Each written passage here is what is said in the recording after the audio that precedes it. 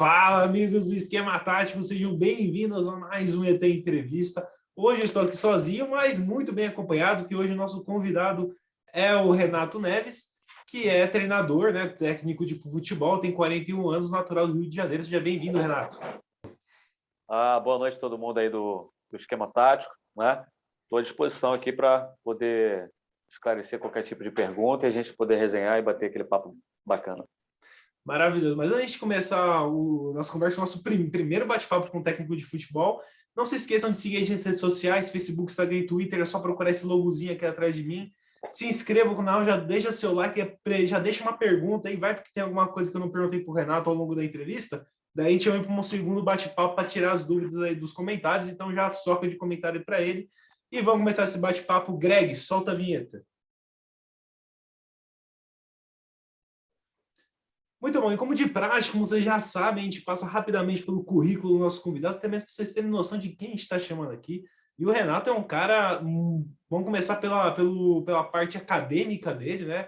Ele que tem alguns cursos da CBF, o curso da CBF Futebol uma Paixão Social, CBF o ensino do futebol em diferentes idades, CBF Futebol Feminino e outros dois cursos que é o STFP, Sindicato RJ, Formação Treinador Level, e STFP, Sindicato RJ, Formação All Level. E como professor, né, que nem alguns dizem, ele passou nas categorias de base do Olaria, time do Rio de Janeiro, de 2010 a 2016, foi para a Chapecoense de 2018 a 2020, e no profissional já treinou o Atlético Pilar em 2020, o Andira em 2021 e o Municipal em 2021. Esqueci alguma coisa, Renato?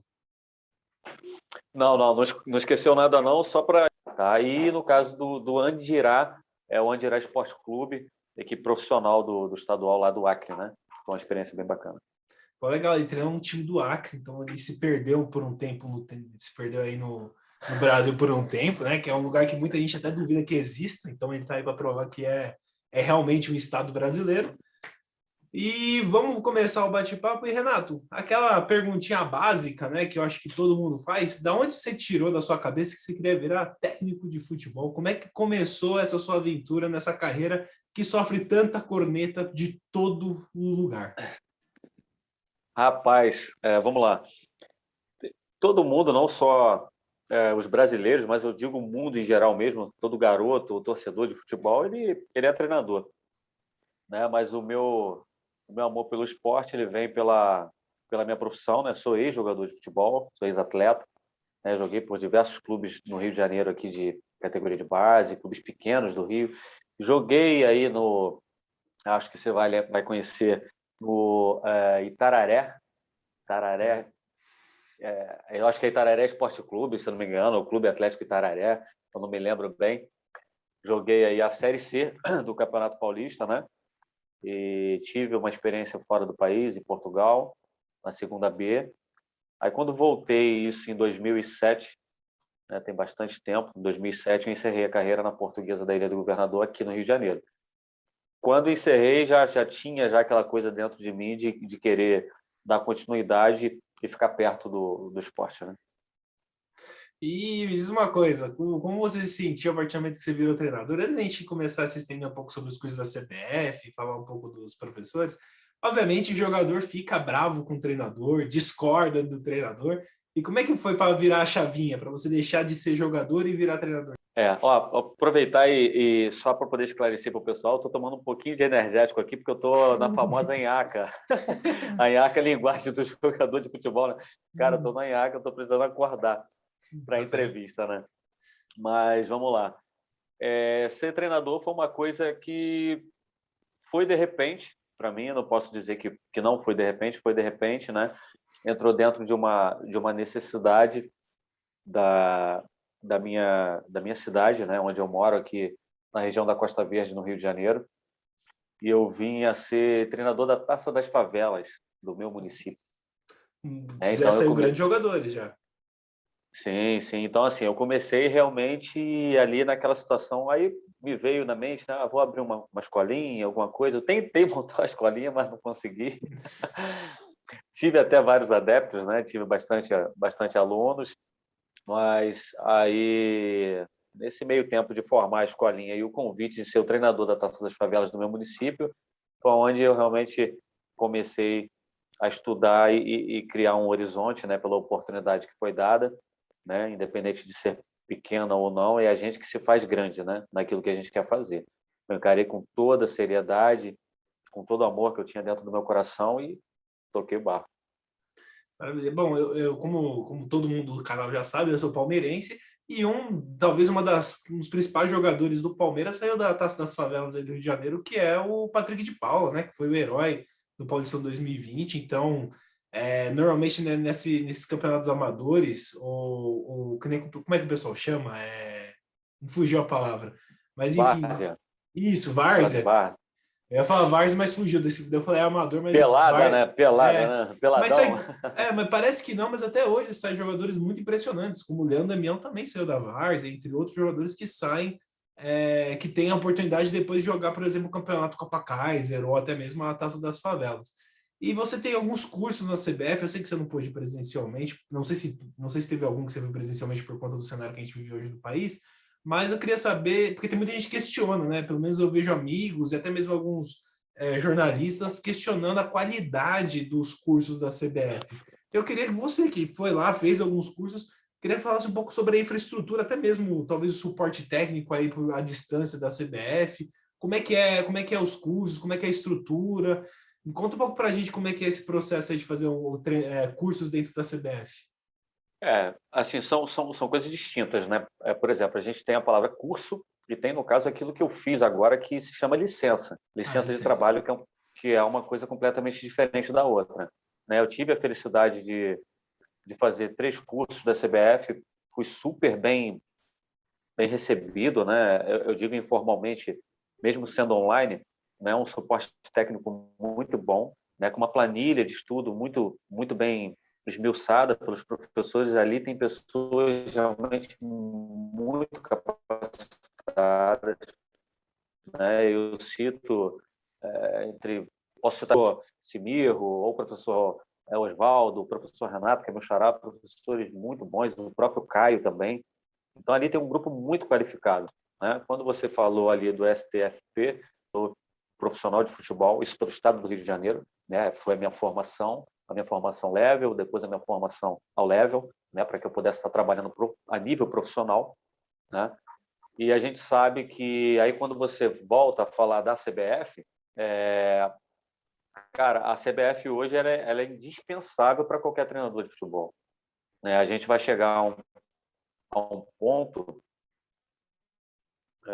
que já era para praticamente estar sendo realizado isso em outros estados, mas, por exemplo, no seu estado, que é São Paulo, nenhum treinador de futebol ele trabalha sem a licença da CBF, tá? Seja ela A ou seja ela B, o mercado ele vai ficar muito afunilado. O profissional que não tiver essa atualização, e uma informação de última mão para você, né? Porque a gente que tem canais ou repórter, enfim, acho que vocês sempre gostam de informações de última mão, né?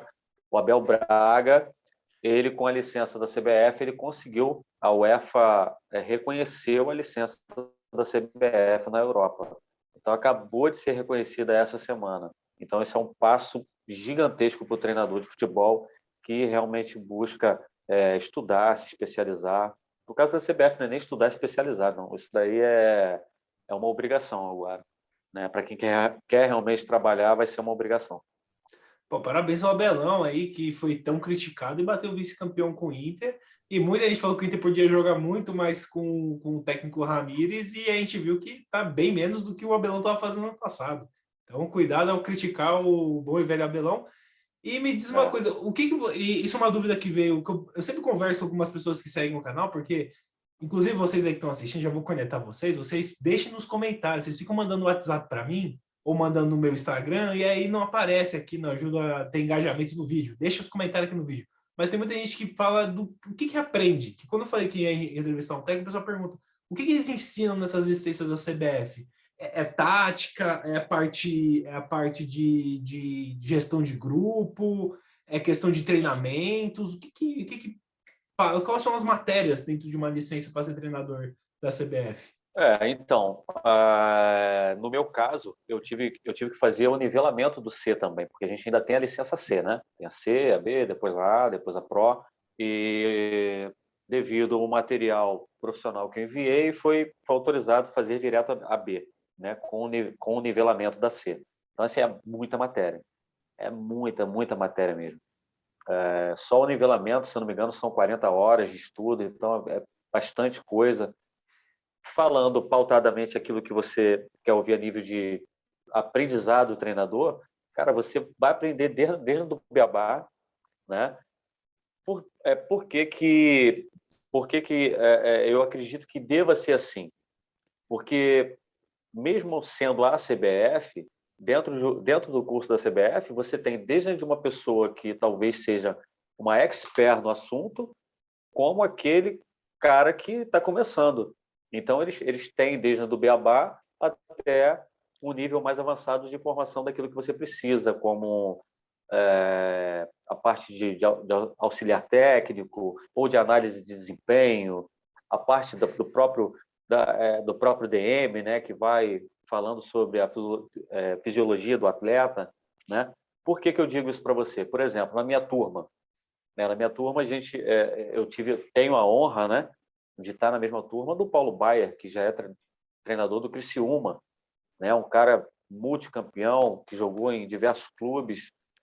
O Renato Neves é ex-jogador de futebol, mas ninguém conhece o Renato Neves como jogador. Talvez possa vir a conhecer como treinador. Então você tem essa diferença de gama, né? Na minha turma você tem o Ilharão, que está jogando ainda. Você tem o Renato Augusto, está jogando ainda. Vitor Ferraz está jogando ainda. Cortez do Grêmio está jogando, né? Você Caramba! tem o William, sim, o William, ex-atacante do São Paulo, tá na mesma turma nossa. Então, de vários jogadores eles estão em atividade ainda, fazendo o curso da CBF. Quer dizer, são pessoas visionárias, né? O cara já está mensurando que quando ele parar, ele está pronto para assumir uma equipe. Mas dentro da nossa turma, de ter pessoas de tão alto escalão e chegando, né, até treinadores como o professor Renato ou como o professor Alexandre da Portuguesa, entre outros, que estão fazendo, mas tem cara ali que está fazendo o curso da CBF para montar uma escolinha de futebol, pô, né? Para montar uma estrutura, né, para poder fazer ali a sua empresa funcionar. Então, não tem só os treinadores ali se formando, né? Então, a gente esmiuça todo tipo de assunto, desde de esquema tático, regras do jogo, né? Principalmente, as últimas matérias se falou muito em fair play. A CBF bateu bastante em cima de fair play, junto aos documentos da FIFA, né? E as maiores discussões que a gente tem no momento, que é o VAR. Não preciso falar mais nada, né? Se você começar a falar do VAR aí, você vai falar a noite toda. Cara, primeiro, nossa, você falou tanta coisa que tem tanta coisa para perguntar dentro do que você falou. Primeiro o Paulo Baier mostrando que nunca é tarde para começar a estudar, o cara com 300 anos aí fazendo curso e eu fiquei impressionado você falar de tantos jogadores, inclusive jogadores famosos, de quilate grande, que nem o Renato Augusto está chegando agora no Corinthians, estudando, cara. A gente inclusive falou isso com, por exemplo, a Carol Tavares, que é a lateral da Ferroviária, que ela, no nosso bate-papo, ela falou que estava fazendo educação física, né? Porque também pensando no futuro, e é legal ver jogadores consagrados, jogadores que jogam em time de Série A, que tem salários, teoricamente, que depende de como ele gerir as finanças dele, pode se aposentar com 30 anos mesmo, pensando no futuro, estudando, mostrando que é importante sempre estar estudando, independente de onde você está. E, cara, deixa eu pensar no que eu vou perguntar nesse monte de coisa que você contou. Então vamos começar pela polêmica do fair play. Isso é uma coisa que eu acho que gera muita discussão, porque a gente entende que o jogo limpo é quando alguém se machuca, você parar o jogo para a pessoa poder ser atendida. Só que, né, a gente conhece, né, as pessoas e tem muita gente que utiliza disso para perder tempo, para esfriar o jogo. E como é que ele lidar com isso? Porque, inclusive, eu vi um especialista de arbitragem falando que o correto é assim, o cara caiu no chão, tá sentindo. Quem tem que avaliar se tem que parar o jogo não é o juiz. E que os jogadores têm que continuar jogando. Se o juiz entende que tem que ser parado a partida, então ele avisa, ele apita e para. Eu queria saber se existe essa discussão sobre continuar o jogo quando alguém finge ou se lesiona mesmo, ou não. Se tipo, essa responsabilidade tem que ser terceirizada para o árbitro, ou se continuar que nem hoje em dia. O cara caiu no chão, todo mundo para, chuta a bola para fora e espera ele ser atendido. Então, aí você vai entrar na discussão que a gente estava dentro de sala de aula, cara. Entendeu? É complicado. O que acontece, ô Fred, há uma cultura também, né? Eu acredito que essa parte de malandragem, essa falta de, muitas das vezes, de ética do jogador de futebol, ela tem que estar sendo corrigida já no ato de formação, né? De formação do atleta. Isso daí você vem lá de baixo, entendeu? Quando você começa a ter o cuidado de formar esse jovem, essa criança que está iniciando a jogar futebol, né? Porque, como é que eu posso dizer? A competitividade hoje, ela ultrapassa barreiras. Então, se você pegar na formação do atleta, você não se preocupar só em formar multicampeões, porque a verdade, esse esporte ele gera muito dinheiro, né? Então as pessoas elas não estão preocupadas lá no começo da carreira daquela criança a formar cidadãos, que é o que tem que ser, né? Como eu falei para você que eu comecei na Taça das Favelas e passei por diversas categorias de base no Rio de Janeiro até assumir a minha primeira equipe profissional, então eu sempre tive esse cuidado e tem que ser o principal cuidado do professor e do treinador de futebol. Formar cidadão, porque a maioria do tempo que esse jovem vai passar ali, ele vai passar com você, ele passa em casa, mas em casa não é a mesma coisa do que passa com você, né? A criança, ela é uma criança perto do pai e da mãe. Quando ele está longe do pai e da mãe, é outra coisa completamente diferente. Então, você segurar o ímpeto desse jovem, dessa criança, e fazer com que ele comece a se formar um caráter ali de 10, 12, 14 anos. Por que eu estou falando de caráter? Porque aí você vai começar a formar jogadores que não querem só burlar a regra. Aí a gente entra no seu assunto do fair play. Então tem que começar de baixo, né? Com essa quebra um pouco de competitividade, começar a formar caráter melhor de cidadãos, para que a gente possa ter atletas profissionais um pouco mais humanos, eu até digo, né? Porque eu costumo dizer para os meus atletas que a gente, quando vai enfrentar qualquer tipo de adversário, nós temos adversários, nós não temos inimigos. Adversário é uma coisa, inimigo é outra. Né? E parece que tem gente que vai para uma situação daquela, o cara vai para matar ou morrer. Não é isso. O futebol, o esporte, em geral, você perde hoje e ele te dá a oportunidade de você ganhar amanhã. Ou você ganha hoje e, de repente, amanhã tu vai perder. E o atleta ele tem que estar preparado psicologicamente para isso. Mas tem que trabalhar bastante essa parte psicológica. Não, com certeza. Inclusive, você falou essa questão da malandragem. Eu acho que o VAR ajuda muito a começar a quebrar isso.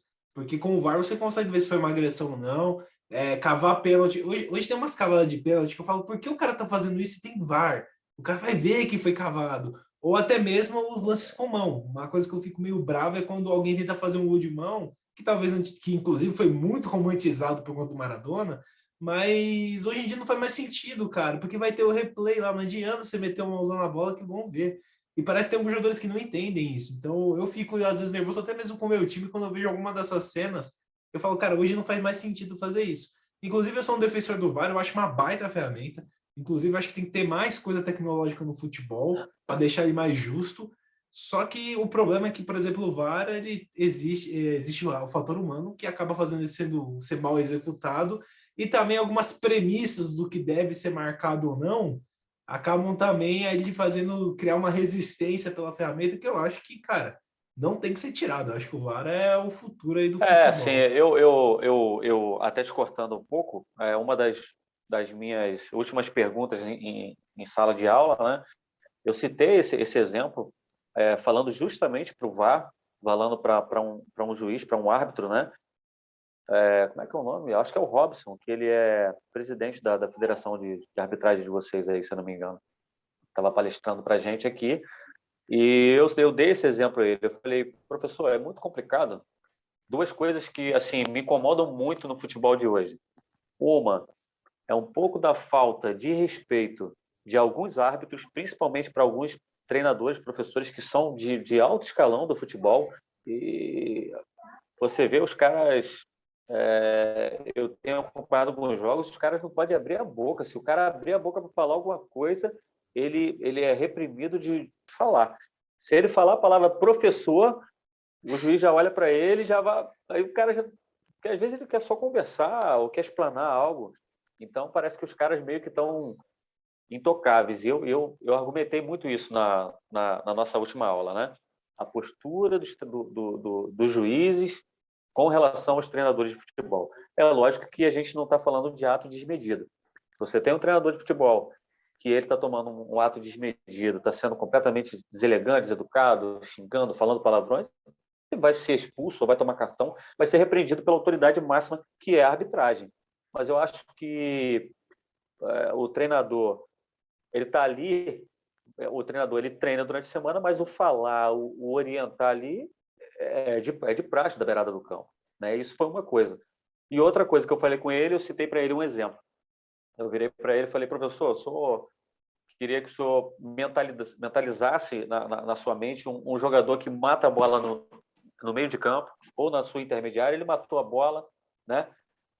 Fez a movimentação, abriu o braço, ganhou a amplitude do seu espaço, abriu o braço, defendeu a jogada, saiu, tocou 1, 2, 3, 4 vezes que seja, a jogada prosseguiu, isso já se passou quase 10 segundos, troca de passes, lá na frente saiu o gol legítimo, sem impedimento, sem nada. Aí muitas das vezes aí vem o VAR corrigir aquele lance. Aí na matada de peito do cara, que foi o início da jogada que eu acabei de simular para você, ou pegou um toque aqui na mão, ou a abertura de braço do jogador, bateu no rosto do adversário. Eu acho que isso teria que ser caracterizado como um primeiro lance e segundo lance. Uma vez o árbitro, ele está ali, ele está perto, ele olhou, ele viu, ele teve a ciência de aquilo ali não influenciou em nada, e para ele não foi nada, e se a jogada seguiu, lá na frente saiu o gol, é um segundo lance. Eu acho que o VAR não deveria intervir numa situação dessa, de vir lá atrás e falar, não, porque lá atrás a bola sem querer resvalou na mão do... Não, o juiz, senão não precisa de mais juiz, vai ter só o VAR. Você está me entendendo meu ponto de vista? Né? Porque tem que se respeitar a decisão desse cidadão que está ali no campo também. Não, concordo com você. Eu acho que assim, as regras do futebol eles estão querendo trazer para um cenário muito binário, que é tipo, ou é ou não é. Eu acho que o futebol, principalmente antigamente, ele tinha uma questão de interpretação, de entender o que aconteceu na jogada, que deixava o jogo mais justo. Eu acho que assim, tudo passa por intensidade, né? Então, por exemplo, o quanto o ato que é considerado ilegal impactou na jogada. Como você falou, o cara matou no peito, só que na hora que ele matou no peito, já que ele mexeu o braço, a bola só resvalou nos dedos dele, não ia mudar a direção da bola e não ia perder o domínio, e por isso é uma falta. Eu não acho. É que nem, por exemplo, o lance que teve agora na Libertadores. O replay tem uma intensidade diferente, né? O replay te dá uma intensidade diferente. Eu tenho um amigo que é santista que ele fala que no replay, em câmera lenta, tudo é agressão. Então, eu acho que, por exemplo, o lance do Atlético Mineiro contra o Boca lá no Boneira. Para mim, o lance que o juiz marcou falta não foi falta. O jogador do Boca, sim, coloca a mão nas costas do jogador do Atlético, mas na minha visão, não foi. Ele não colocou uma força para deslocar o cara. É aquela mão para você manter a distância, para você sentir o cara, que acontece no futebol. Futebol é esporte de contato, e não só na hora do enfrentamento, mas na hora de você medir distância, você está encostando no adversário. Então, concordo, eu acho que a interpretação do VAR tem que passar pela intensidade do lance ou quanto ele impactou na jogada. Acho que tem que ser respeitado um pouco mais a decisão do árbitro dentro de campo, né? Em algumas situações. Acaba deixando o cara limitado, ele perde a autoridade, perde o controle do jogo. Ele faz uma linha de raciocínio, aí o VAR vem lá, interfere e bota tudo aquilo ali por terra. É complicado. Mas é uma ferramenta necessária. É uma coisa que eu estou vendo muito também, é exatamente isso que você falou, o conflito que tá muito mais evidente hoje em dia entre treinadores e árbitros. E, cara, eu acho que tem que ter talvez um pouco mais de empatia por parte da arbitragem, na minha opinião. Isso eu falo de uma forma geral. Porque, cara, quem tá jogando, todo mundo que jogou bola sabe, quem é competitivo sabe o quanto quer ganhar. E ali tá todo mundo querendo ganhar, tá todo mundo com os nervos à flor da pele, então vai sair um palavrão, vai sair uma reclamação mais áspera. Por isso que eu acho que a conversa, o diálogo é o caminho também. E eu vejo muitas vezes o árbitro chegando, expulsando o treinador, assim, de graça, porque ele falou, pô, vai marcar falta o tempo todo, aquelas reclamações normais de jogo que acontece.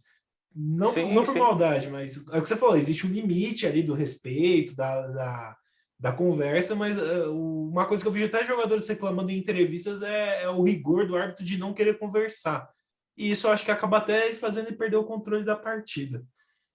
Mas falando um pouco da categoria de base, é que você falou sobre formar cidadãos, sobre a questão de desenvolver o lado humano dos jogadores da base, você que trabalhou já há alguns anos com a Taça das Favelas e com a categoria de base, como é que você faz para lidar com a expectativa? Porque todo mundo que acaba entrando numa categoria de base, jogando um campeonato desse, todos têm na cabeça que vão virar jogadores profissionais, que são muito bons. Não que eles não tenham que pensar isso deles, mas a gente sabe que o futebol é muito injusto e muitos caras, mesmo sendo muito bons, não vão conseguir ser profissionais.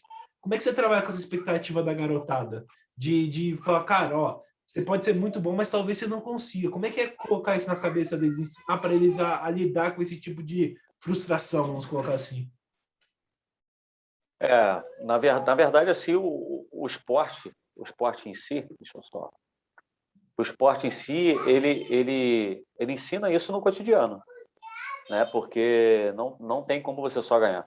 Você ganha, você perde, e aí você ganha de novo e você perde de novo. E me perdi, vamos lá. E não tem como também, o Fred, falar direto para um jovem que está tentando um sonho, você falar, olha, de repente você pode não conseguir. Você pode até falar em outras palavras, mas não tem como ser direto assim. O esporte por si só, ele mostra quem é quem, né? E eu vou te falar uma coisa, independente de ser Taça das Favelas ou você tá no Corinthians, aquele garoto que está vivendo aquilo ali para ele é tudo. Então, ele vai estar num campinho de barro, sem grama, com a bola rasgada, com a chuteira rasgada, mas ele vai estar vivendo aquilo ali como se aquilo ali para ele não, porque ele quer o sonho dele, ele quer ir atrás do sonho dele. Então, querendo ou não, o esporte por si só, ele faz uma separação a nível de níveis, né, de qualidade, não tem como você abraçar todo mundo. É por isso que eu falo, quando eu voltei lá na categoria de base, é que tem que ter mais projetos educativos, não só pensando em que aquele atleta vai se formar profissional, mas projetos que formem atletas e cidadãos. Então, assim, desde o momento em que você passa, vamos colocar, disputar um campeonato carioca, um campeonato paulista, pode ser ele do mirim ou sub-12 até sub-17, não importa. E que você envolva o emprego de pessoas, aonde há um emprego de pessoas, ali há disputa. Então, se eu sou o treinador do sub-10 do Corinthians, eu sou o treinador do sub-10 do Corinthians, eu tenho na minha fisiologia, né, na minha mente, a situação de que eu preciso formar cidadãos, mas eu sou treinador do sub-10 do Corinthians. Eu não quero perder para o sub-10 do Palmeiras. Eu não quero perder para o sub-10 do São Paulo. E essa pressão sobre essas crianças é muito grande, né? É aí que você vê que tem crianças que às vezes vão chegar a uma certa idade e vão falar assim, pai, mãe, eu não quero mais jogar, né? Eu enjoei, eu não quero mais, porque a cobrança é muito grande e a expectativa de conquista para essa criança ela é muito grande. É muito grande. Por quê? Se você for pegar na minha época, década de 80 ou muitos deles que chegassem ao auge iriam ganhar dinheiro sim, resolver a vida, os outros iriam ficar pobres. Hoje você consegue ter um jogador intermediário que você nunca ouviu falar o nome, mas o cara joga lá na China ou joga lá no Emirados Árabes, que você não sabe nem quem é. Ele jogou 3 anos e ele já resolveu a vida financeira dele. Ele já está rico, ele já está realizado financeiramente. Então, a busca do que se procura, ela dá uma imensidão para a família. Então, a família passa a sonhar aquilo ali. Aí a criança ela tem a pressão, não é só do treinador que quer ganhar, porque ele ganha o salário dele do clube para poder trabalhar, ele tem que mostrar o trabalho dele, né? Não adianta ele falar assim, que bonitinho, poxa, eu quero ter um monte de crianças aqui, e ele só perder, perder, perder, aí o dirigente vai falar assim, meu filho, sai você e eu vou botar outro no teu lugar, né? Então, há uma pressão desde o treinador até, principalmente, primeiramente, da família, que sonha aquele sonho mais do que muitas das vezes a própria criança. Então, há uma pressão desmedida sobre esse jovem até ele chegar ao profissional e que a gente sabe que menos de 10% de repente chega, né? Não é fácil. Não, sim, você falou da pressão da família, tem jogadores aí de categoria de base de time grande, como você falou Palmeiras, Corinthians, São Paulo, Flamengo, enfim, que ganham um salário que é o principal salário de renda da família, já na categoria de base. Então existe muito essa Na pressão. categoria de base, isso aí. Eu tava conversando com um amigo meu que é português, ele trabalha aqui no Brasil, mas ele é português, e ele falou que, cara, a diferença entre a categoria de base, muitas vezes, da Europa para a do Brasil, é que na Europa o menino ganha lá o salário, mas não é um salário para sustentar a família, é um salário dele. Aqui, muitas vezes, o menino ganha o salário para sustentar a família. E isso gera cada vez mais pressão no garoto, né? E você, como treinador, você já teve que lidar com muita pressão dos familiares, porque às vezes você avalia que, sei lá, você tem 5 atacantes de meninos. Daí, você só pode botar no máximo três ali para deixar um time equilibrado, no máximo 4-3-3. E dois vão ficar no banco. Que é normal também você ficar no banco de um time.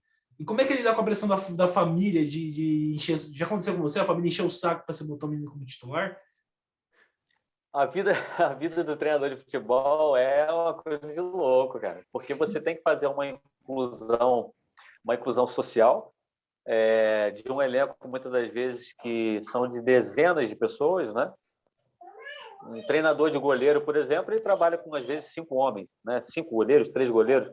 Um treinador de futebol, ele tem que administrar a vida de 30, de 40, de 50, dependendo do elenco. E aí, isso falando de categoria de base, aí você tem que, de repente, do lugar que você vive, você tem que estar preocupado se esse jovem é um jovem pobre, classe média ou classe média alta rica, se ele tem as mesmas condições que o outro tem, porque tem jovem. Eu, por exemplo, por que eu estou falando isso para você? Eu já tive que administrar a situação de jovem de 17 anos falar que iria se matar. E aí você tem que ser mais do que pai, mais do que psicólogo, e mais do que pastor, líder espiritual, o que quer que seja, você tem que... Vem cá, meu filho, espera aí. A vida tem muito para te dar ainda. Por que você acha que vai acabar assim? Né?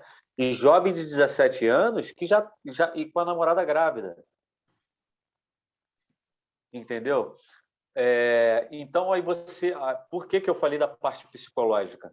Né? Eu vou chegar no pai, eu estou chegando no atleta primeiro. Porque você tem que entender que, de repente, aquele jovem que está com a namoradinha dele, que tem 17 anos, mas a namoradinha dele está grávida, a cabeça dele não está a mesma que aquele jovem de 17 anos, o coleguinha dele que está disputando uma posição ali, mas só estuda, está tudo bem em casa, não falta nada, está tudo ok. Então, as intensidades são outras. E aí você tem queda de rendimento, um aumento de rendimento de alguns, você tem que administrar isso e saber que você tem que resgatar essa pessoa, né, esse ser humano, não é só o jogador, você tem que resgatar esse ser humano para você, fazer com que esse cara confie naquilo que você está passando para ele, né? Eu falo esse cara, mas ou essa menina, se você é treinador né, de futebol feminino, a gente sabe que há vários riscos de gravidez, né, de coisas que uma menina passa que precisa ser administrada e não é fácil. Você tem que ter um pulso muito forte e ter uma verdade dentro daquilo que você faz, que senão você não consegue convencer ninguém, principalmente os pais. O meu trabalho ele nunca foi colocado em cash por pai. Graças a Deus eu não tive essa margem. Eu costumo não dar margem extra-campo para que acontecesse. Até agora não aconteceu, mesmo sendo uma carreira curta aí de cerca de 3 para 4 anos, né? Bem intensa, mas uma carreira muito curta. Então, assim, mas aquilo que eu prego de verdade dentro das 4 linhas ou dentro do treinamento não dá margem para aquele pai ou aquela mãe vir, né, a fazer, de repente, um ato desmedido de uma reclamação ou de reivindicar e tal, né? E eu separo muito bem as coisas também, porque se você não separar amizade, afinidade, carinho com aquilo que você está fazendo dentro do campo, você pode muitas das vezes passar por cima de um sonho, né? Tipo, se você tiver afinidade com alguém que está do lado de fora do campo e às vezes tem uma criança que é igual a outra dentro de campo ali, e aí você quer fazer uma preferência, você está passando, querendo ou não, por cima de alguém. E eles são maiores do que tudo que acontece, porque eles que fazem acontecer, né? Então eu tenho muito essa coisa dentro de mim. Isso aí é um conceito Renato Neves de trabalhar, né? Não é uma regra, é o meu conceito.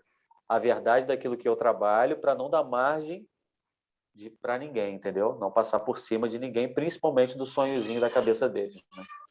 Com certeza. E aí eu vou te fazer uma pergunta, porque todo mundo que joga bola, seja a nível profissional, ou a nível amador, ou até mesmo futebol do nível firma, tem sempre um cara no futebol. Isso aí, tipo, parece que faz parte. Você vai jogar bola, tem que ter um cara desse. Não que eu goste, mas é aquele cara marrento que acha que joga mais do que joga.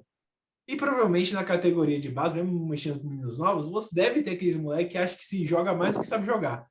Como é lidar com essa galera marrenta? Porque quando você está jogando do lado do cara, você só manda o cara para aquele lugar e já era. Agora, quando você é o treinador, você tem que fazer ele entender que talvez ele não seja esse Cristiano Ronaldo todo que ele acha que é. Como é que ele lidar com a galera marrenta? Então, aí é a questão de você forjar, entrar um pouco na personalidade desse atleta, né? Porque ele já vem de uma coisa que é familiar, de repente de criação e tal, e é difícil.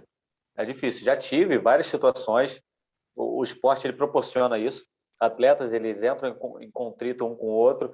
Atletas eles discutem com o treinador. É normal, né? Mas aí você tem que ter toda uma parte realmente psicológica para trazer esse atleta para você, mostrar para ele que tem aquilo que está sendo feito tem regras, tem limites, tem hierarquia, tem respeito com o coleguinha que está dentro de campo, né? Eu prego muito isso, independente se é categoria de base ou profissional, você tem que respeitar o seu colega de trabalho e respeitar também quando pode ser um jogo contra, né? Estamos disputando o campeonato acreano, vai jogar o Andirá contra o Rio Branco, não importa, você é aquilo que eu falei, não somos inimigos, você entra para ganhar, mas você respeita aquele adversário. E aí a gente tem uns métodozinhos, entendeu? A gente começa a pegar aquele cara e joga ele para reserva uma semana. Aí bota ele no titular de novo. Aí ele apronta mais uma, a gente faz vista grossa. Ô, fulano, vem cá, troca de colete com ele aqui rapidinho. Aí o cara fala assim, mas eu fiz o gol e já caí para reserva. Né? Aí tu baixa a bolinha dele mais um pouquinho e deixa ele treinar mais uns 2, 3 coletivos na reserva. Mostra sempre que tem alguém que está na sombra dele, ou que você tem itens, situações de esquema tático que você pode, infelizmente, não contar com a presença dele. Você pode trabalhar num esquema de 3-5-2, né? Você pode montar um 4-4-2, 4-1-4-1, enfim. A nomenclatura e as formas são muitas. Então, você tem diversas situações de montar uma equipe e, de repente, você tem que tirar aquela peça ali. Fulano, foi você. Né? Na minha cabeça, é você. Mas é lógico que você opta sempre pelo melhor. Se esse melhor for o melhor marrento, a gente também tenta trabalhar isso de uma forma mais positiva possível, para que ele não extrapole ou humilhe nenhum tipo de coleguinha, nem falte respeito com o professor, mas se for da personalidade dele, tem que jogar, né? Faz parte. Assim, é bom quando você tem um marrento que resolve. O problema são os marrentos que não jogam bola. Esses aí que irrita mais. Rapaz, é o único marrento que eu vi jogar assim, eu sou fã incondicional, foi o Romário. Aquele ali era marrento, mas resolvido, né? O Romário baixinho era. Demais, né? Se ele gostasse de treinar, ele teria sido muito melhor do que ele foi. Rapaz, eu lembro quando a torcida do Corinthians gritou o nome dele aí em São Paulo, aquele elástico que ele deu no Amaral e fez o golzinho Tadinho, sem o cobertura, Amaral. cara. O Amaral deve ter dor nas costas Rapaz, até hoje por causa daquele elástico. desempregou o Amaral ali, né? Pior que o Amaral era um baita de um cão de guarda, hein? O Amaral era um Ah, cara sim, sim. fora da Era um curva. dos grandes marcadores, né, do futebol brasileiro, foi o Amaral. Na seleção Né? brasileira também. É engraçado quando você vê esses caras muito fora da curva, que nem Romário, Ronaldo, o próprio Ronaldinho Gaúcho, o próprio Neymar hoje em dia, que é tão criticado, que quando os caras estão com sangue nos olhos, os adversários parecem crianças perto dele. Eles jogam muito fácil. É Sim, sim. impressionante. Inclusive, o Romário me Essa, proporcionou. Pode falar. não, essa é a diferença do atleta e do cara que é fora da média, fora da curva, o cara que é estrela. Ele, num momento de alto nível de estresse, alto nível de cobrança, ele vai lidar com aquilo ali como se nada tivesse acontecendo, vai executar o papel dele normalmente. Cristiano Ronaldo, Messi, o Neymar é completamente acima de qualquer nível que a gente tem visto aí, ele é fantástico. Cara, não, com certeza. Eu acho que um grande problema do Neymar na seleção é que ele não tem um parceiro do nível dele para dividir a responsabilidade no ataque. Os caras estão muito abaixo. Os caras são bons, só que eles estão muito abaixo. Não tem um assim perto do nível do Neymar. Era para ser o Felipe Coutinho, mas infelizmente ele é de vidro, então acabou perdendo aí talvez o lugar dele ao lado do adulto Ney. Mas inclusive falando de adulto, eu queria saber porque isso é uma coisa que eu vejo que muita, principalmente na mídia tradicional brasileira, aí na televisão, existe muito essa crítica. Como um treinador de categoria de base sabe que o menino está pronto para ir pro profissional? Porque existe aquela história de queimar o moleque, né? O moleque ser muito bom na base, sobe ele precocemente, ele não vai bem, queima ele, não consegue mais jogar. Em que momento você percebe que o menino está pronto para ir para o profissional? Lógico que, mesmo quando você vê que ele está pronto, ele pode cometer uma falha, pode acabar não dando certo, mas como é que é essa análise para saber que, não, agora ele pode jogar um nível profissional?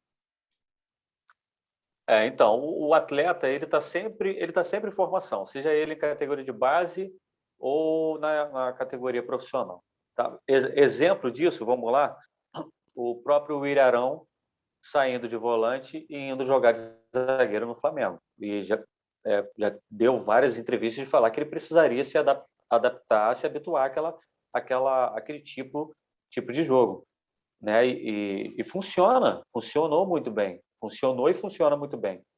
Se a gente for pegar um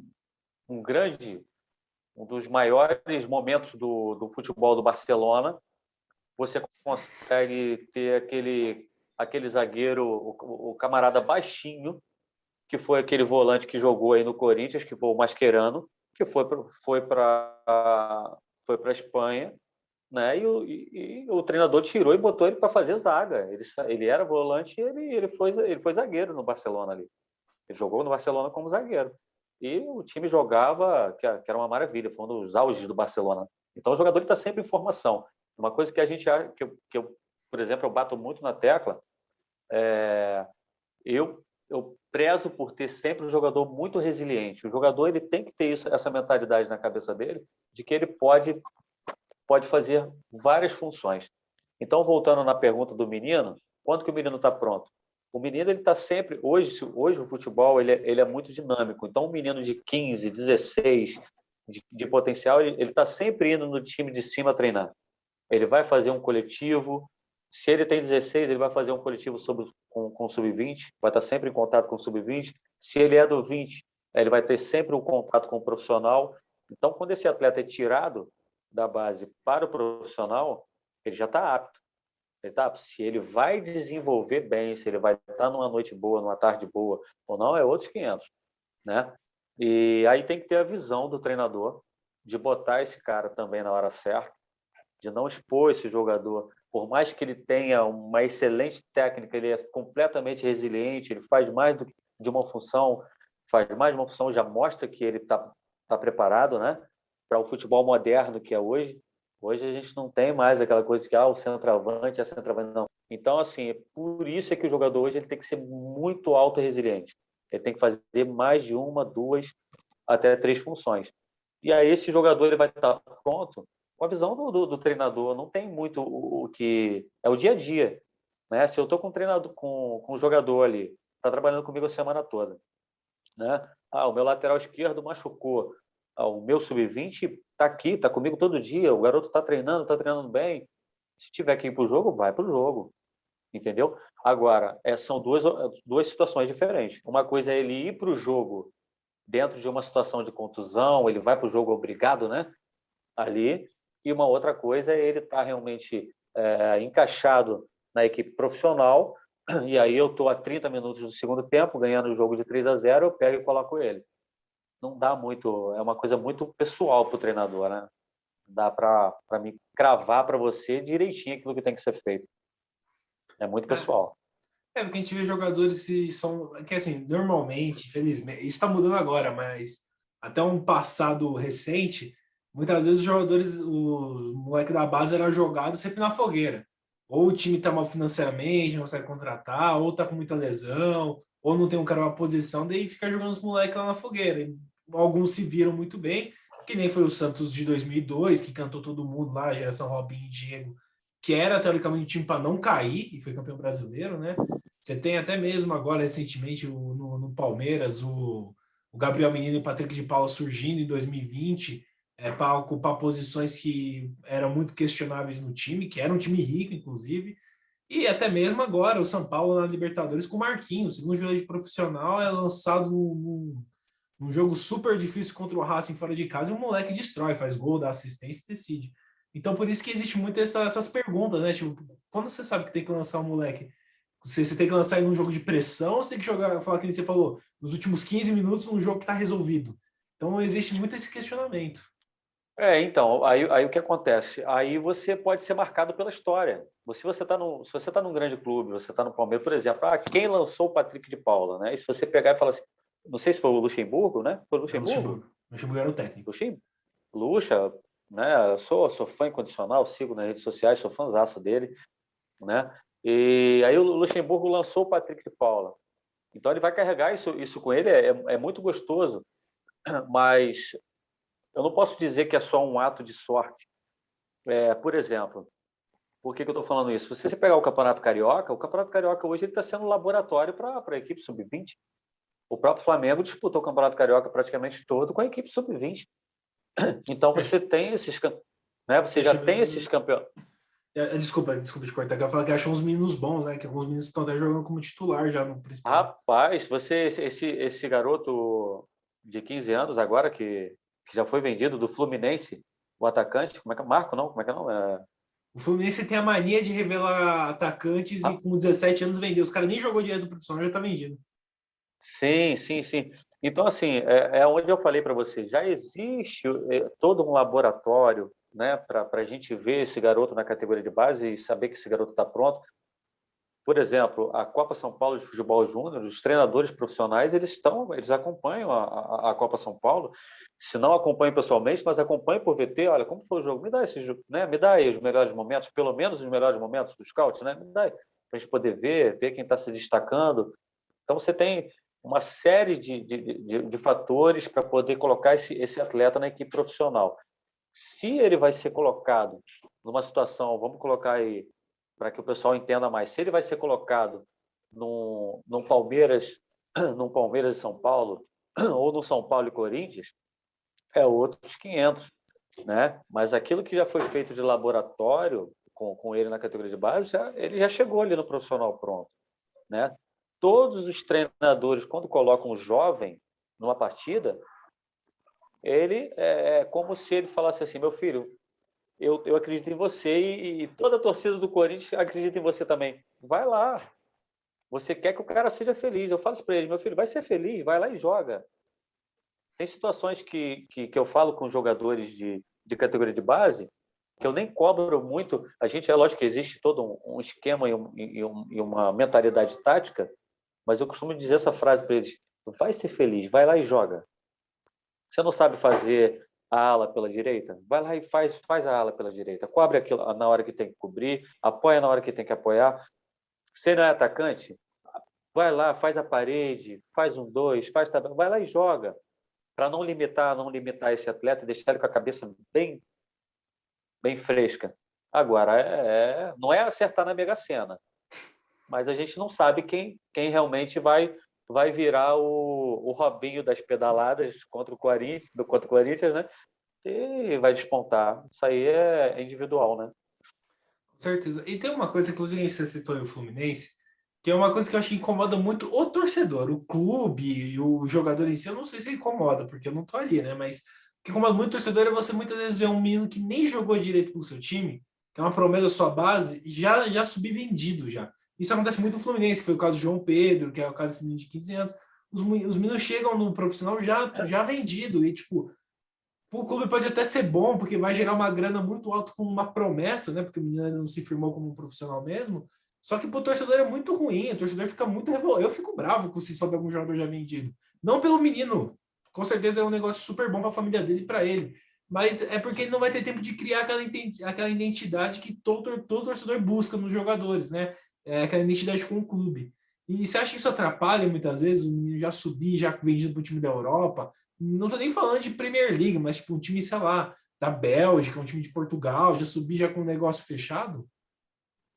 Então, tem jogadores que eles não jogaram nem na categoria de base direito ainda, né? Eles foram descobertos, foram descobertos ali em um, dois campeonatos e já tem um olheiro que vem e faz aquela situação, ou o menino foi fazer um jogo no time de cima, fez um gol, encantou todo mundo, às vezes fez um gol, dois gols, não mostrou ainda aquilo tudo, nem a torcida conhece ele, já foi vendido.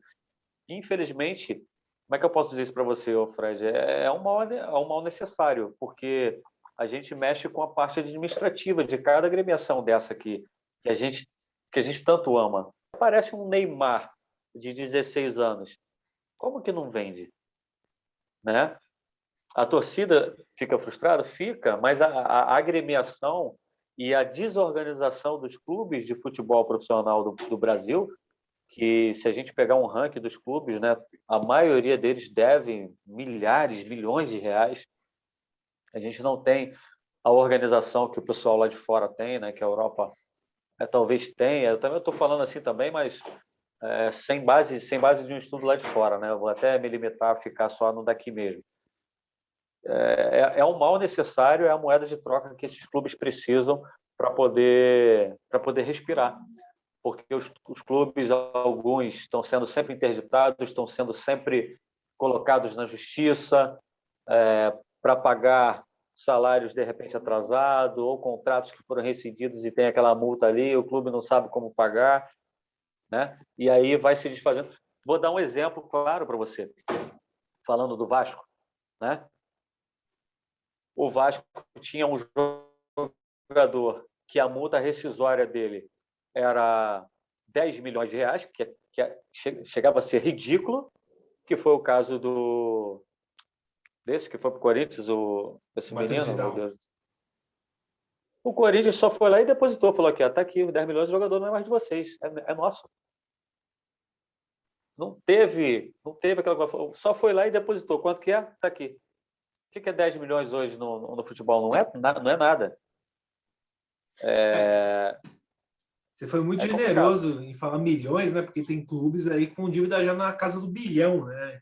E você falou É, de dívida. Isso é uma coisa que eu fico impressionado, porque eu entendo que futebol tem gasto, tem muito gasto, mas entra muito dinheiro. E desculpa aí, dirigente de futebol, mas é muita incompetência de alguns clubes a gestão, porque, cara, é um absurdo. O que estão fazendo, o que fizeram com o Cruzeiro, o que o Cruzeiro está sofrendo hoje, um dos principais times do Brasil, olha, eu acho que deve estar sendo muito difícil a torcedor do Cruzeiro hoje em dia, que pode estar ameaçado de cair para a Série C por conta de dívida. sim, sim, Então, sim.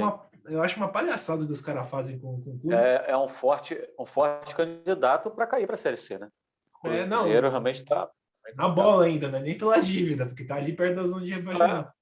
Mas é triste, né, cara? Eu acho que assim, se você quer para a Série C por questões técnicas, ok. Agora cair por questão de dívida, pro torcedor deve ser muito frustrante. Principalmente pro cara que vai que ia em todo jogo, que paga sócio, compra camisa. Deve ser muito frustrante ver uma situação dessa. Deve ser muito chato. Mas, continuando aqui, senão a gente vai ficar rodando só aqui para falar da tristeza que Beleza. alguns times trazem. Aí vou começar a falar um pouco dos grandes debates que vem tomando conta aí do futebol brasileiro. Primeira pergunta que eu vou te fazer é uma pergunta polêmica. Por que Por que você acha que Jorge Jesus e Abel Ferreira chegaram no Brasil e em pouco tempo ganharam o que ganharam? O Jorge Jesus em um ano ganhou aí Brasileiro e Libertadores, o Abel em 6 meses ganhou a Copa do Brasil e Libertadores. Por que você acha que esses caras foi tipo o acaso? Assim, tipo, eles eram bons, enfim, chegaram que deram sorte de pegar times muito bem fornecidos de jogadores, ou não, ou tem aí todo um trabalho, um preparo por trás desses caras para eles chegarem e terem o destaque que tiveram agora no Brasil. Olha, principalmente falando do Jesus, para mim é algo completamente individual, é do cara mesmo, viu? Ele veio e fez acontecer. A gente não pode falar que é só o elenco do Flamengo, porque se a gente fosse pegar um pouquinho mais atrás, o próprio Abel tinha uma sequência muito boa, mas não genial como ele teve. O elenco era praticamente o mesmo, né? E depois disso, por mais que o Flamengo venha ter sido campeão brasileiro de novo, mas não era mais o time que encantava como encantou, né, com o Jesus, né? Então, assim, eu acho que é realmente uma cultura, algo completamente individual e de momento. É algo de momento. Por que eu falo isso? Porque o feeling, a situação do dia a dia, a situação de uma implementação de jogo, isso é dificílimo de montar. E o que o Jorge Jesus conseguiu ali no Flamengo, de conseguir com que os seus comandados realmente percebessem aquilo que ele queria colocar como um esquema de jogo, como um modelo de jogo, aquilo foi fantástico.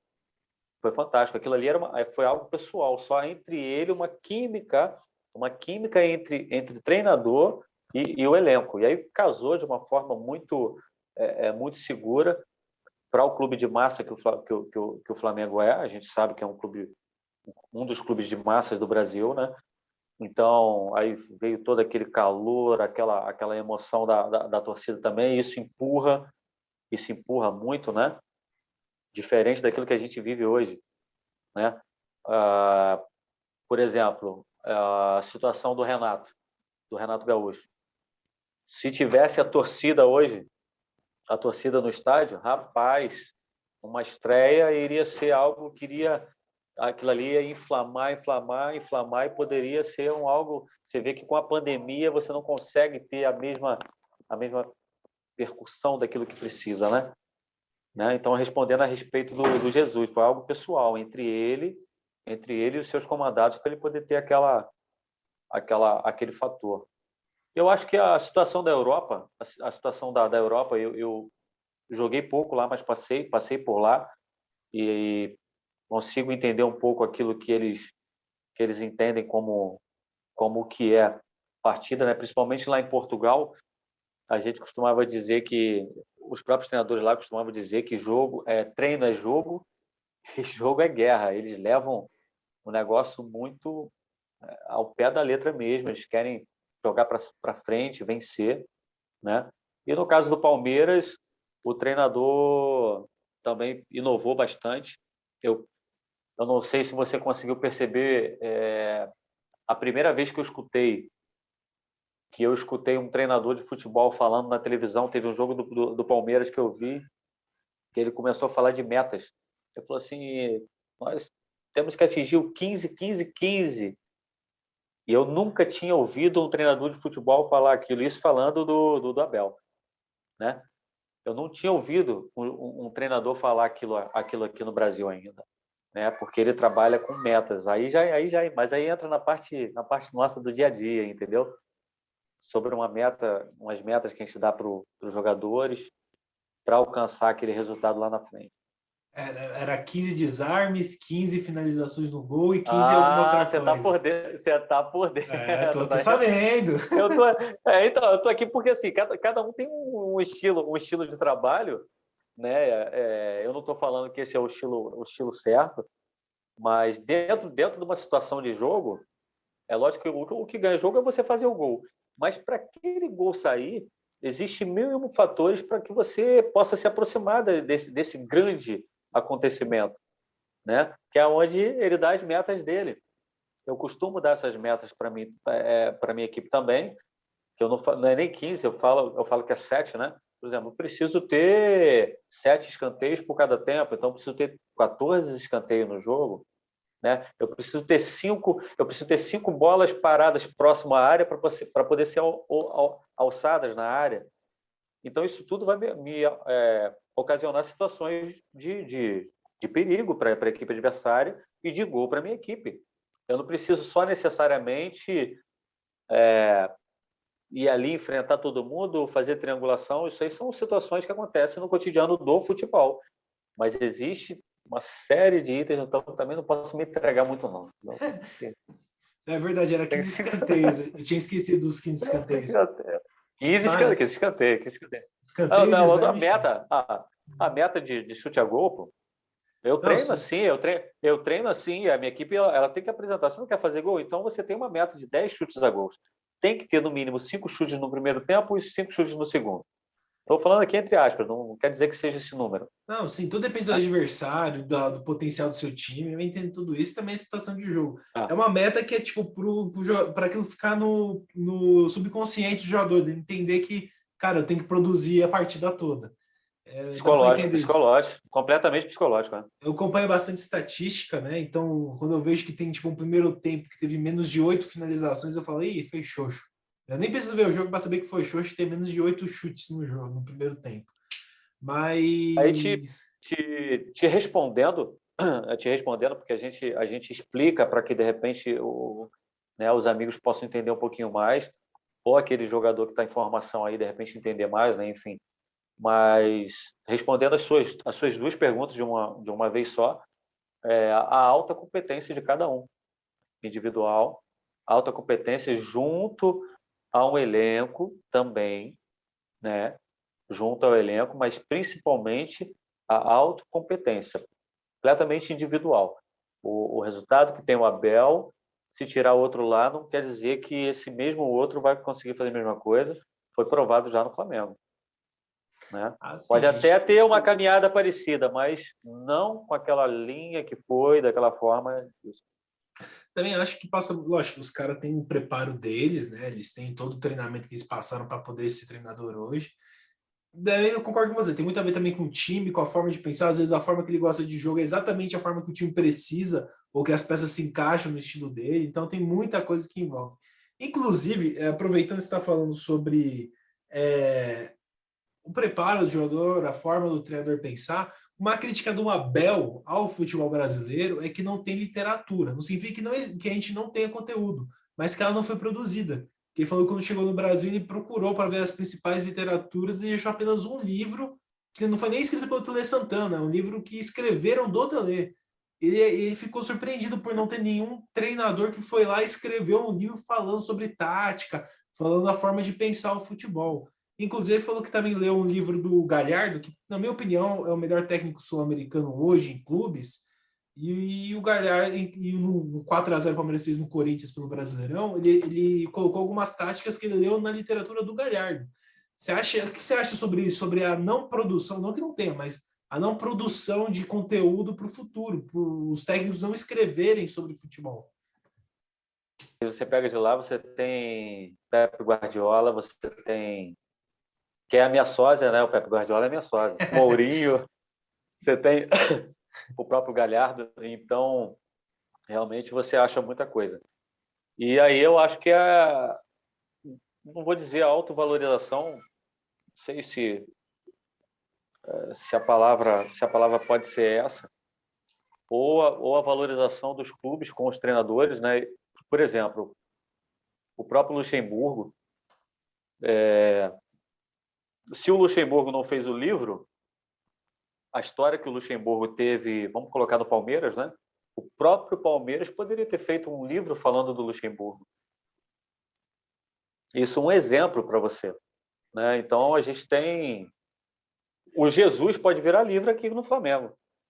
Eu acho que as próprias agremiações, já que não tem esse passo individual do treinador, né? Eu não sei o que passa na cabeça realmente de cada um, até porque eu sou um treinador emergente, eu sou um cara que estou começando, estou buscando meu espaço, estou buscando minha carreira, então quem sou eu para fazer um livro?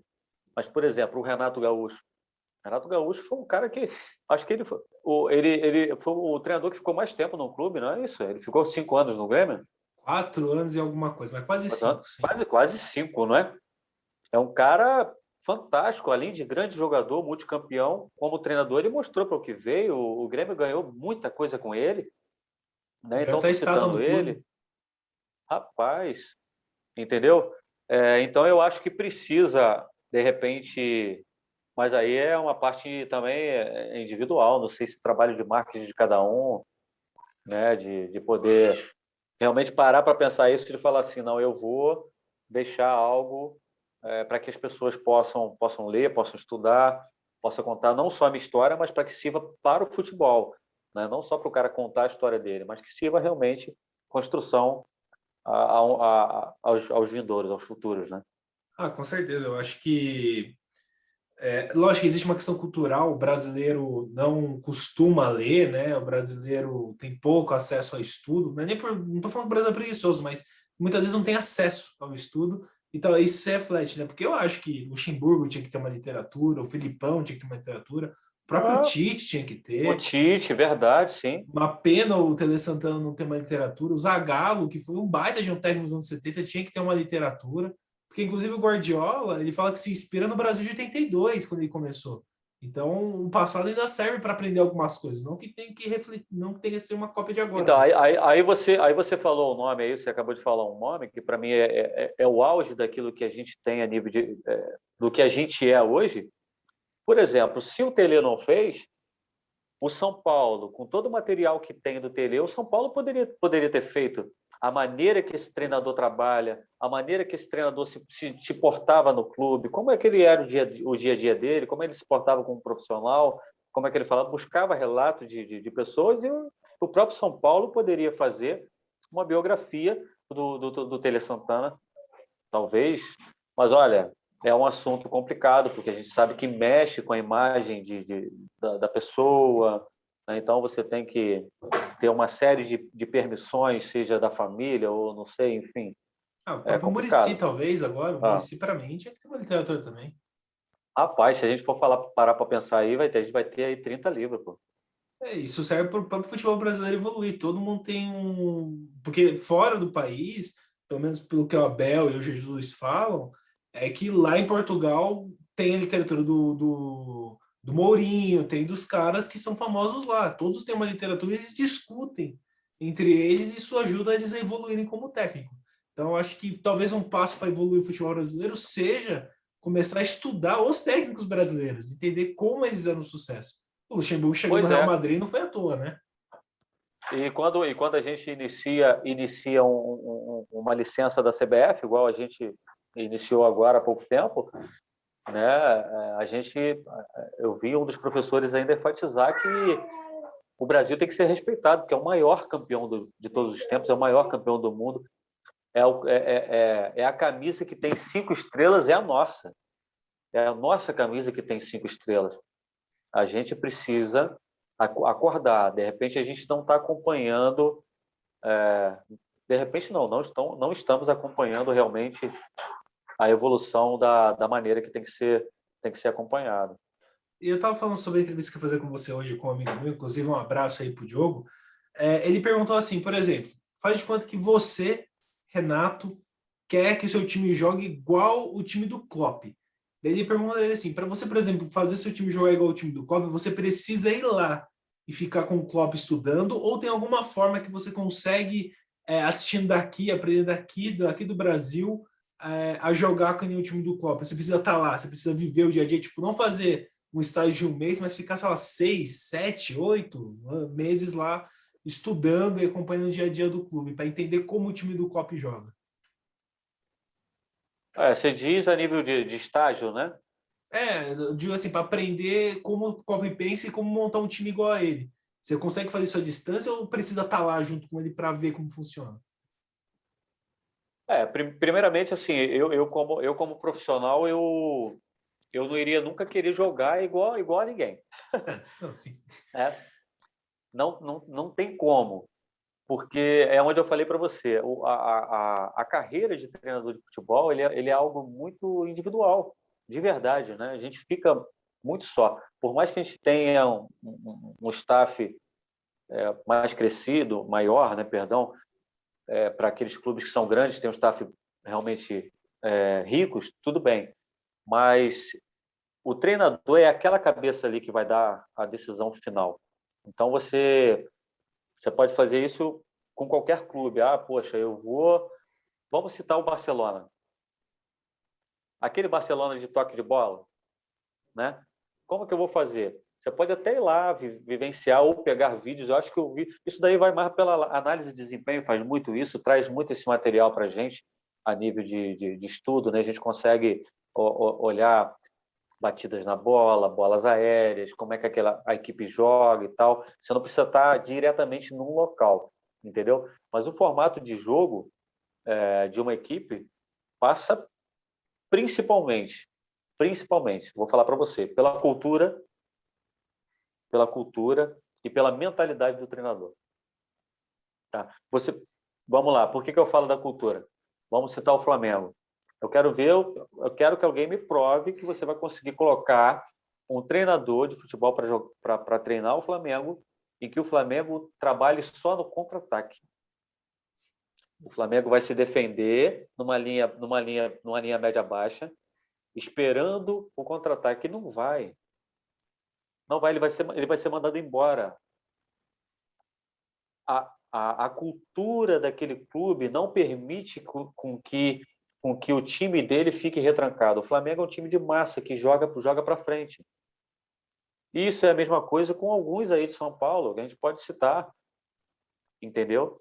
Então, a cultura do clube, ele impõe muito a maneira que você vai jogar.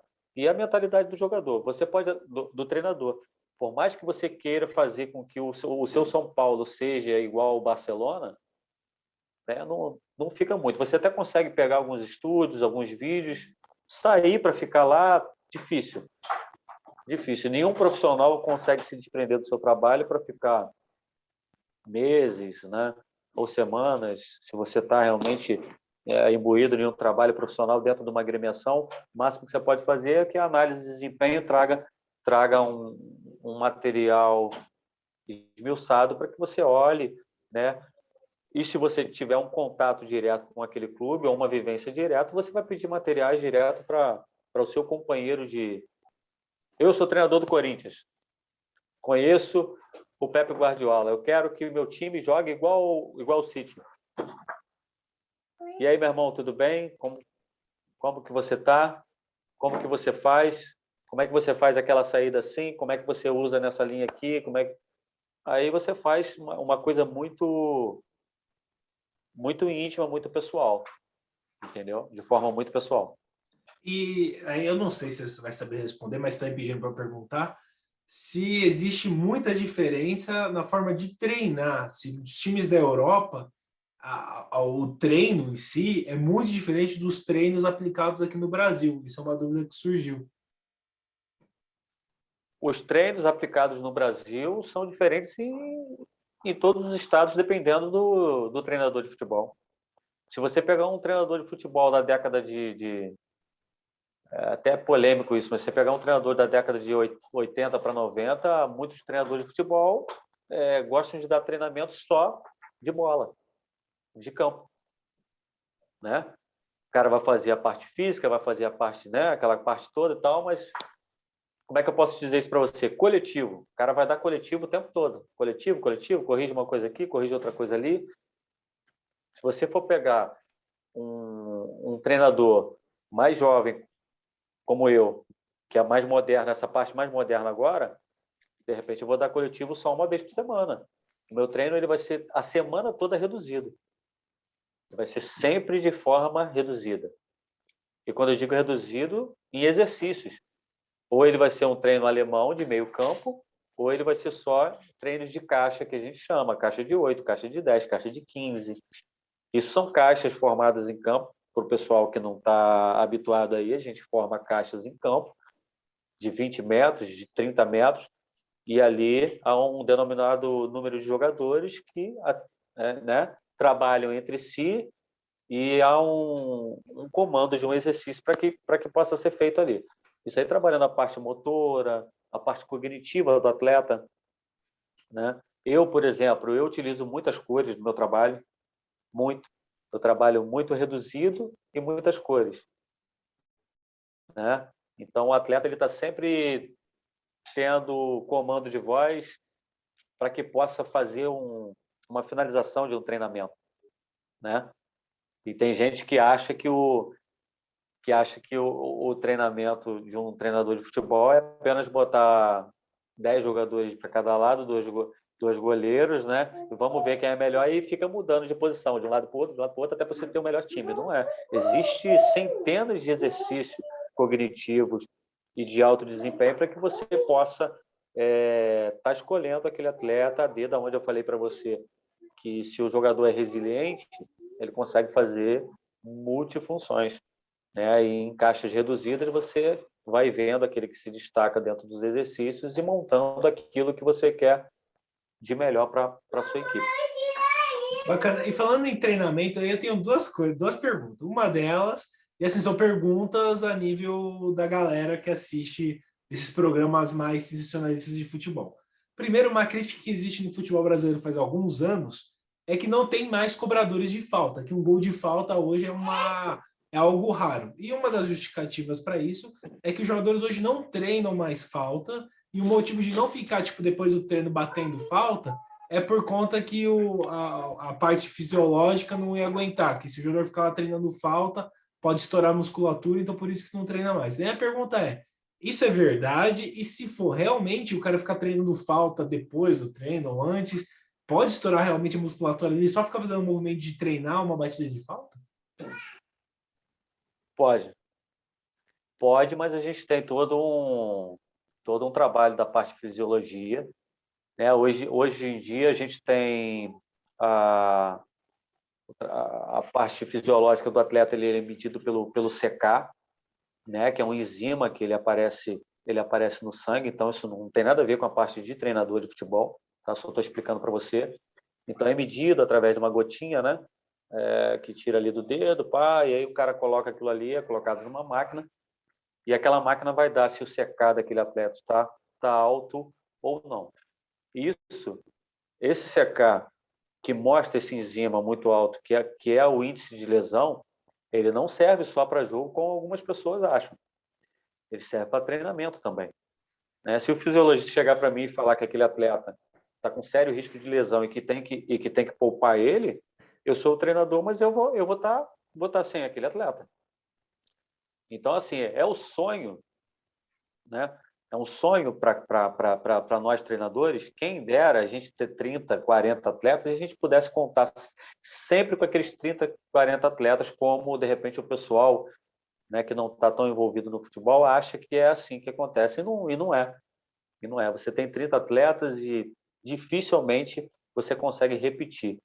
Devido ao quê? Devido a isso que você falou, o desgaste físico. O futebol ele é um esporte de contato, então há um atrito direto de segunda a segunda, enquanto esse profissional ele está em exercício, ele está correndo o risco de ser lesionado, seja por um pisão no pé, um pisão no dedo, um entorse de tornozelo, um mau jeito no joelho, um estiramento na coxa, né? Então, há toda uma prevenção para que esse atleta não se machuque. Por exemplo, voltando lá naquilo que você falou a respeito das faltas. Se eu tenho um jogador na minha equipe, né, que ele tem facilidade de bater na bola, e eu estou falando assim não de forma pejorativa, porque eu exijo isso do meu elenco. Quando eu já olho o elenco, eu já vou saber aquela pessoa que vai bater na bola. Você tem o Né, Marcos Assunção ali. Sim, eu tenho o Marcos Assunção. Vamos lá, você falou tudo. Eu tenho o Marcos Assunção na minha equipe, né? Então, se eu já tenho aquela carga de treinamento, mesmo eu sendo treinador, e não só a parte fisiológica, passando isso para mim, mas eu como treinador, se eu tenho uma carga de treinamento, e pelo menos uma vez por semana ou 2 vezes por semana, se não há uma atitude do jogador de fazer essas bolas paradas, eu vou fazer com que ele faça. Então, eu diminuo a carga dele, automática da dos outros. Eu posso fazer isso de diversas formas, tá? Eu estou no treinamento de terça-feira. Estou no treinamento de terça-feira e eu cismei de... Vou dar sempre aqui a parte mais popular, para o pessoal poder entender, né? Eu cismei de dar um treino coletivo. Eu estou no treino coletivo, estou querendo dar 2 tempos de 30 minutos, né? Ou 2 tempos de 20 minutos para poder alinhar algumas coisas, ver algumas coisas e tal. Eu posso fazer com que esse atleta participe só da primeira etapa do treino. Eu pego um jogador que é terceiro reserva, né? Eu pego o reserva, boto no lugar dele, deixo ele dar uma descansada, pego o terceiro reserva, uns juniores, completo ali o meu coletivo, seguro ele só para as batidas de bola. Há uma perca de potência, tá? Para quem acha que não, mas um atleta é igual aquela situação do videogamezinho. O jovem vai compreender aquilo que eu estou falando, né? Quando você joga videogame, eu não sei da tua época, mas eu sou da época do PlayStation, né? Aí você tinha o jogador era aquela bolinha, o jogador ficava uma bolinha vermelha, a carinha dele ficava vermelha. Aí eu sabia que eu não podia botar ele no jogo. Sim, Você sim. não pode botar o jogador. O chute dele vai sair fraquinho, ele já não corre mais. Então, assim, nosso corpo é uma máquina perfeita que se desgasta ao longo dos minutos, é fato. Então, há uma perca de potência em batidas. Então, por mais que o cara queira bater ali 30, 50 bolas, ele vai bater, mas vai tendo aquele desgaste, não vai sair todas elas iguais de maneira nenhuma. Então, a gente preserva aquele jogador, né, para que ele possa, no final das contas, ele vai ter quase que a carga igual dos outros atletas, entendeu? Ah, legal. E uma coisa que eu sempre pergunto para quem joga a bola, para os profissionais aí que eu conversei, e agora para o técnico, na minha opinião, e eu vejo muito isso dos atletas dos anos 90, é que o futsal fez toda a diferença para alguns que são ter uma habilidade a mais, ter recurso a mais, saber tocar mais rápido. O quanto você acha que o jovem é interessante ele começar no futsal e depois ir para campo do que e a vida toda dele no campo? Quanto você acha que o futsal pode impactar na carreira de um atleta de futebol? Vocês são aí de São Paulo, né? São Paulo tem celeiro aí de atletas de alto nível de futsal. Assim, Futsal. o próprio Hernandes, agora que saiu de São Paulo, ele surge no futsal. O Robinho era do futsal, o Ronaldinho Sim, Gaúcho era sim. do futsal. Ah, São as referências. a gente tem exemplos aqui também do Felipe, Pedrinho, O Zico. né? Aquela geração do Vasco ali que cresceu entre muitos, entre muitos. A questão do futsal, ele vai dar uma habilidade maior e um trabalho em espaço curto muito grande para esse atleta, né? O atleta que vem do futsal, ele está acostumado a trabalhar. Por isso é que eu falo para você que a gente trabalha em caixa curta. É isso, só que a gente trabalha em caixa curta, a gente faz esse exercício de caixa curta dentro do campo, no gramado. Ele vai te dar quase que um resultado do futsal. Você tocou num ponto fantástico. Os exercícios de hoje moderno, ele faz com que o atleta tenha quase que essa experiência do futsal, porque você faz com que a marcação esteja em cima dele o tempo todo. E é o que acontece no futebol moderno hoje. O futebol ele é muito competitivo, ele não te dá espaço nem tempo para respirar. Então você faz com que esse jogador já tenha essa vivência de conviver sob pressão o tempo todo. Você bota ele numa caixa reduzida, você está botando ele numa caixa de futsal. Para o cara que não jogou futsal, ele vai crescer tecnicamente, né? Você fazendo isso ao longo da semana, ele vai crescer tecnicamente demais, entendeu? Mas não é regra. Você tira o próprio Falcão, o Falcão teve experiência no São Paulo, que para mim não foi ruim. Veja bem, isso aí eu estou falando, eu, Renato, olhando aqui de fora, aqui do Rio de Janeiro, aqui olhando o Falcão lá no São Paulo. Tá? Eu acho que se tivesse tido um pouco mais de paciência da parte dele, eu não sei se foi do clube, mas da parte dele de ficar, de permanecer, daria bons frutos. Mas não é regra também para o sucesso. Concordo com você. Inclusive, o Falcão é campeão da Libertadores para o São Paulo. Eu sou um fã de carteirinha do Falcão. Acho Nossa. que, pelo que eu sei, pelo que eu já vi de entrevista, não deu certo porque existia um atrito muito grande entre ele e o Leão. O Leão não queria ele lá. Eu não sei se o Falcão é fácil ou não de lidar no dia a dia. Mas Mas, aí ele é para outro clube, pô. mas então, eu acho. Daí o Falcão ele fala que ele, na hora que ele viu que não estava dando certo no São Paulo, não estava indo do jeito que ele achou que ia ser, ele preferiu voltar para o futsal, que era ali onde ele já manjava e tinha os patrocínios e tudo mais.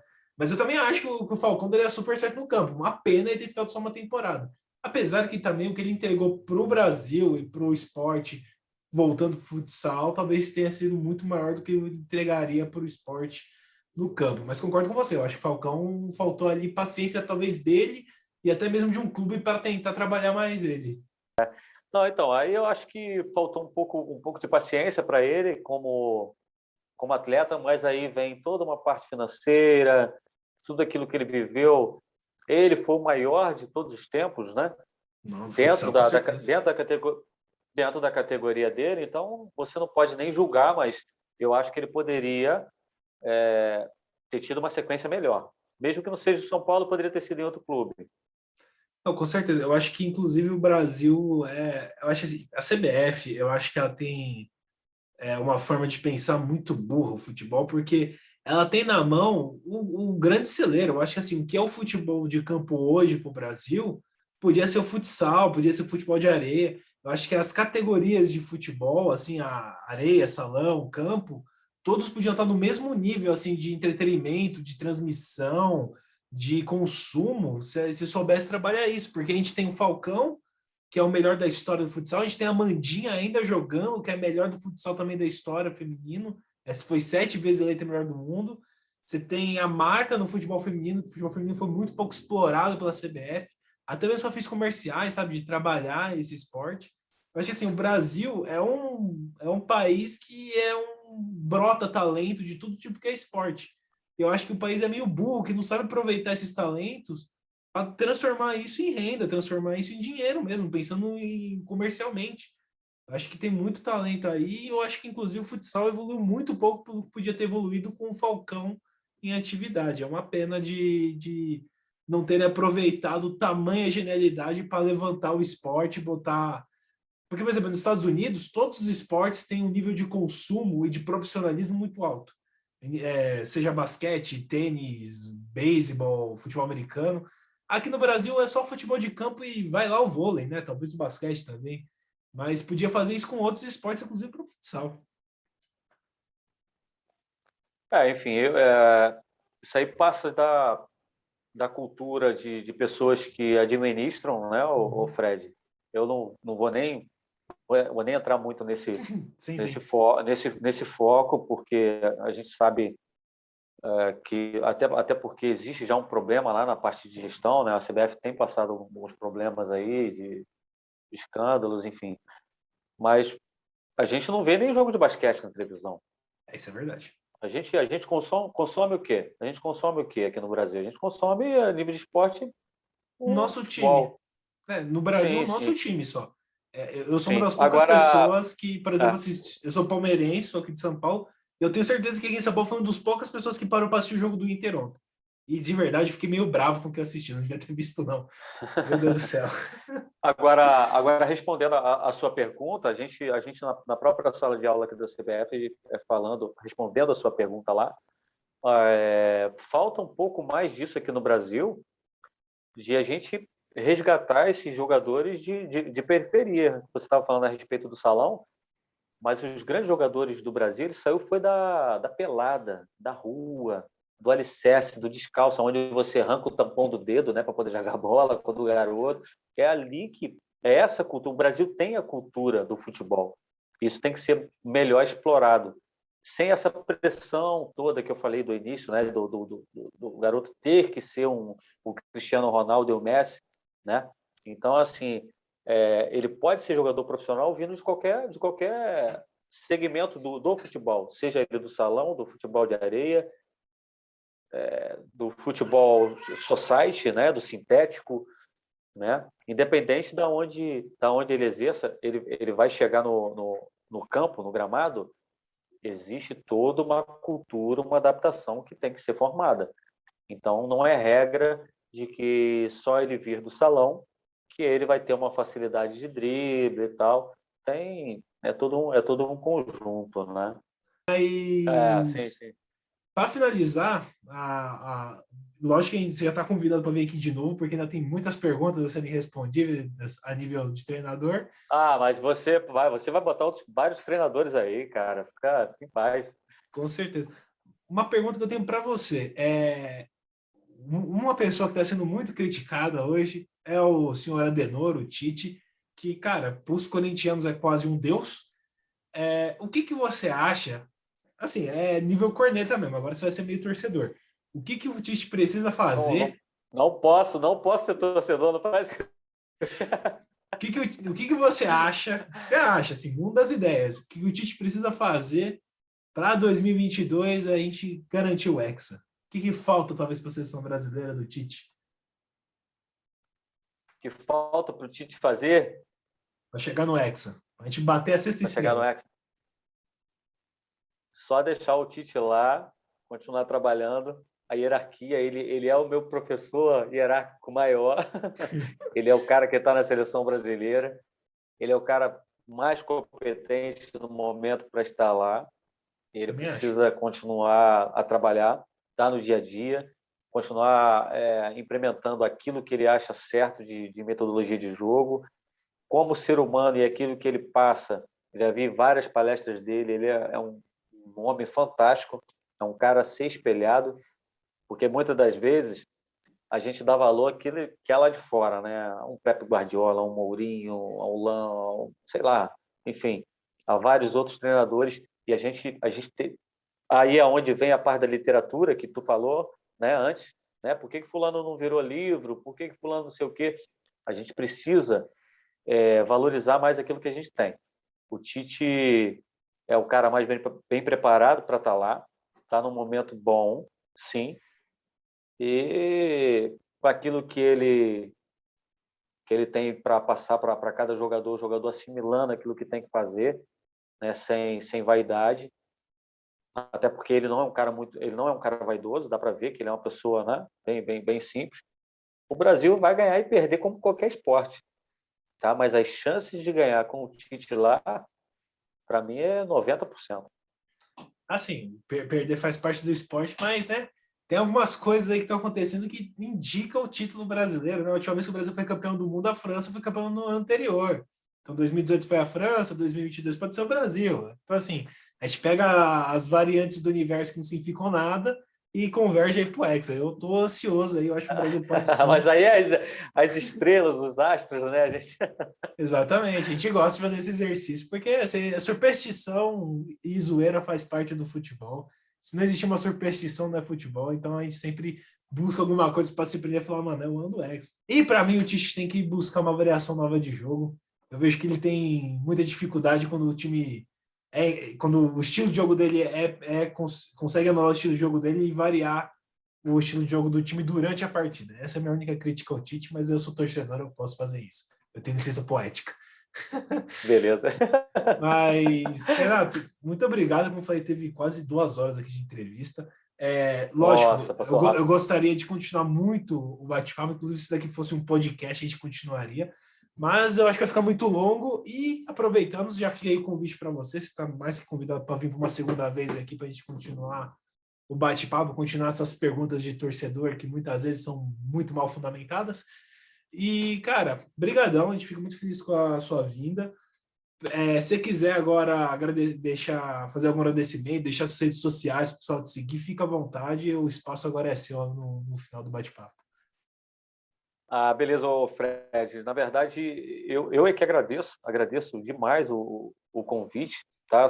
Fico realmente muito lisonjeado em estar participando, tá? Gosto muito aí do pessoal da Terra da Garoa, inclusive vou estar aí no domingo, né? Eu já tinha te falado em off, né? Que eu vou estar indo no domingo para São Paulo para me encontrar com um dirigente de um clube, né? Talvez eu possa estar começando um trabalho aí em São Paulo aí, né? Não vou falar em qual clube, não vou falar em qual clube ainda, né? Mas a gente de repente pode estar se tornando conterrâneo aí, Pô, seria entendeu? maravilhoso. Ainda até para ir te visitar no treino se vier para cá. Fica até mais fácil. Não, sim, aí se você quiser, a gente vai estar estreitando isso aí, os laços sim, tá bom?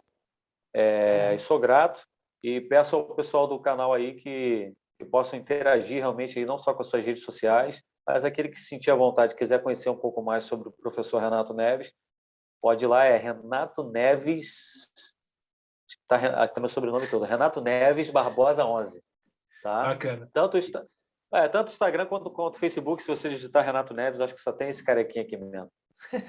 Legal. Então, gente, segue aí as redes sociais. Vou deixar aqui na descrição do vídeo o Instagram dele. E provavelmente esse vídeo foi quebrado em dois. Eu não sei o que eu vou fazer na edição. Isso aí vai ser editado ainda.